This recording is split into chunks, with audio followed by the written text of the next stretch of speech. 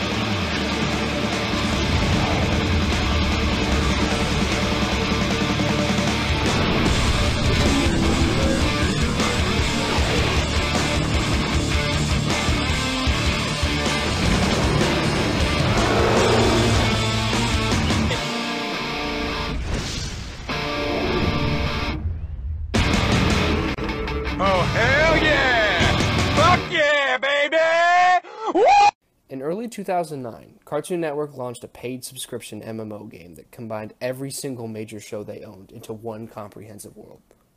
It was a connected universe, kind of like something you'd see now with all the Marvel movies playing off of each other. It was a wildly imaginative world filled with familiar characters and places from your childhood. Aliens from somewhere in deep space were attacking the Cartoon Network universe, and the kids next door were recruiting every kid they could to join the fight. Not only could you work alongside other players from around the world, but you were also playing with familiar characters you know and love. Dexter from Dexter's Laboratory, Ed, Edd and Eddy, the Powerpuff Girls, Ben 10, Samurai Jack. The cast of characters in this game was ridiculous. Not only that, but the locations and areas within the game were also familiar settings. One of my personal favorites was Ensville, home to some of the best characters in the grim adventures of Billy and Mandy. Or Foster's Home for Imaginary Friends, where you could go and ask Frankie or Eduardo for a mission. Part of what made this game so damn special was how I knew where I was.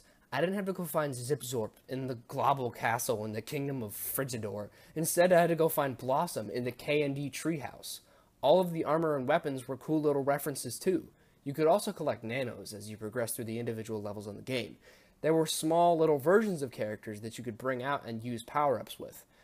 However, that made which ones you wanted to have along with you on your team that much more important and special. The game ran in your browser using Unity Web Player, which definitely wasn't the best for something like this. It was super fucking glitchy at times, and since the game had platforming sections, it always kind of pissed me off when I would clearly make a jump to something, and I would hit some invisible object knocking me down or simply phase right through it. The lag was pretty heavy too, because the servers weren't fantastic. Stuff would be teleporting and clipping through things all over the fucking place, not to mention crashing and random disconnects weren't uncommon. It would suck unbelievably hard when you would work your way all the way through a buggy infected zone or be about to kill a fusion character for a nano in the game and it would boot you out. What you say? It was a labor of love though. Fusionfall had so much appeal that it was worth sitting through all the technical shit to play. When the game first came out, you had to buy access codes and pay monthly for a subscription if you wanted to do anything past the first 4 levels. I remember that kind of being one of the things I wanted most for my birthday too, so I could continue on and play more. I only got to like level 20 before my kid self got stuck and eventually gave up. But this game struck a huge chord in me. The level and monster designs were so fucking creative, it actually inspired me to write fan fiction about it. This is actually pretty important because this jump-started the passion I had for writing stories, and I carried this with me through to college, where I still love writing to this day. So, thanks, I guess, Fusionfall. Anyways, during the 2013 summer, not more than 4 or 5 years later, I made a promise to myself to beat that game once and for all, laying rest to my childhood goal of getting to the famed level 36. I logged into the site, and lo and behold, it was still up and running, as good as ever. It was now completely free to play, which I was insanely psyched about. They even added newer shows like Adventure Time, Chowder, Flapjack, Regular Show, Gumball, and others. The original game was still intact though, and I started a new character at level 1, determined on completion. I actually got pretty far, surpassing 11-year-old me's level 20 by several others. But on August 23rd, that same year, Fusionfall announced that they would be officially shutting down. I was so disappointed that I couldn't finish. I was so fucking close to my goal, and I felt like I wasted the entire summer. On August 29th, 2013, Cartoon Network Universe, Fusionfall, closed its servers forever. The game was dead, and so were my kid dreams. They actually ended up releasing a top-down shooter game titled Fusionfall Heroes, where you could just pick a Cartoon Network character and fight beat-em-up style on fusions. But it wasn't the same.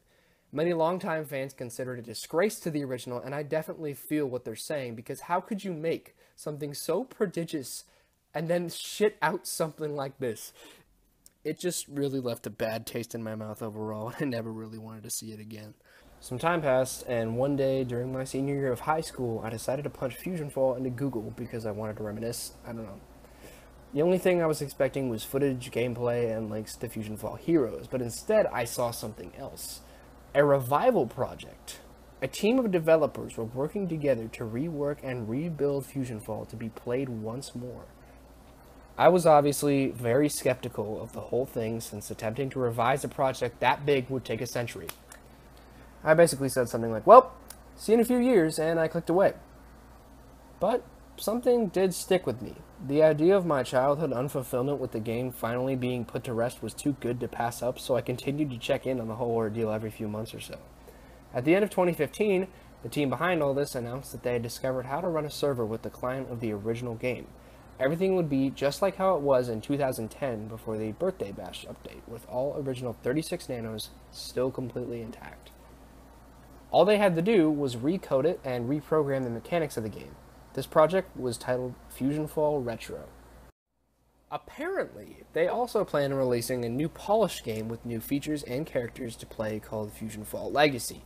It would have a redesigned and all-around larger world with better mechanics. But as far as I'm concerned, I don't really give a fuck about that.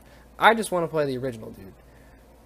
I was still pretty skeptical, but after reading a few devlogs on the FFR forums and seeing YouTube user Devin post himself walking around the entirety of the map on YouTube, my hype and belief that it was possible rose to brand new heights. The Retro team did some live streams in the summer of 2016 to showcase the features they had put into the game and talked about other concepts that they still had to work on. The devs said in the stream at some point that they were aiming for a playable release or at least a beta by the end of the year. At least we are saying this year. Yeah, if we're certain this year. It will be this year. So you will be playing something this year. Devin. You can probably guess that we didn't end up getting anything. 2016 came and passed, and nothing playable arose from any of this. Kevman95 made an announcement that him and a few other devs were going to have to delay Retro. Technical issues involving a server rewrite and a few other things were the reason why, and what's even worse is he didn't give a deadline for its release. Apparently, the original game was programmed by Korean devs, and the small-ass team of current devs have to translate and guess from scratch when programming. This was all happening at the beginning of 2017. At the time of me recording this video, we're over halfway through the year, and there hasn't been a set launch date yet. There's plenty of reasons to be concerned. Cartoon Network could choose to shut down the whole operation if they wish, since it's technically their property, but apparently it's highly unlikely because they probably would have heard of it by now and shut down the whole revive just like that. Also, there are thousands upon thousands of fans who want to play this too. The servers may have a hard time dealing with the tens of thousands of people logging on and attempting to play upon release. But there's been rumors that millions used to play the official game a few years ago, and there's really no set number. The FFR community is roughly only like 50,000, so I guess it's not that big a deal. The latest dev blogs have stated that they're going to release a beta with the first 4 levels just kind of like the original. After testing that, they will push out the full game. We haven't seen any updates since early May though. The last thing that I wanted to touch on was developer devotion. It's been a couple years, and I have no doubt that these developers want to play this game with everyone. They're passionate and die-hard fans themselves, but they too have lives. Work and school and family and friends can get in the way of their programming, and I sure as hell understand the clusterfuck that life can be. Unfortunately though, I don't see a full release coming in the near future with all that in mind.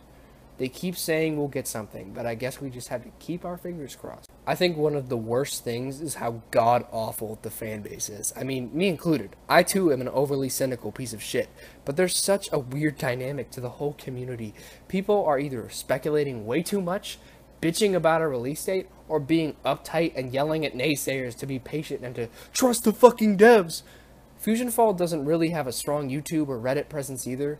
Don't get me wrong, there's a few users keeping it real and doing their best, but the game gets very little representation aside from all that.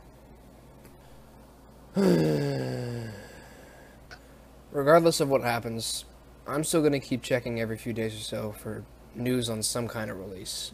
I loved the game way too much to forget about any of this build-up. Realistically though, I know deep down that it may never come.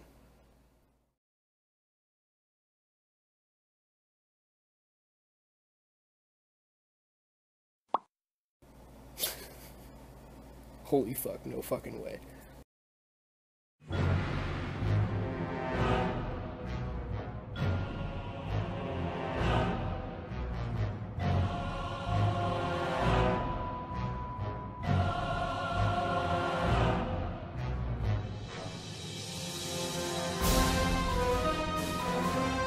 My hype was like this.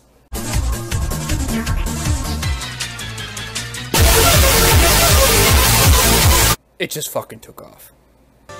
Release date city, baby!